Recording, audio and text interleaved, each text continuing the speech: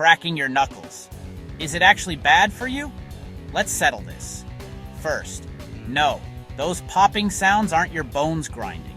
It's just gas bubbles collapsing inside your joints. Yup, your fingers are basically tiny bubble wrap. So, does it cause arthritis? Science says no. Multiple studies found zero link between knuckle cracking and arthritis. Fun fact, one scientist cracked the knuckles on only his left hand for 50 years. No difference between hands. Dedication level, insane. But is it completely harmless? Mostly. Cracking too aggressively can cause temporary swelling, a weaker grip, or irritated ligaments. So cracking your knuckles isn't destroying your hands. But maybe don't crush them like you're starting a lawnmower. Bottom line, it's not bad.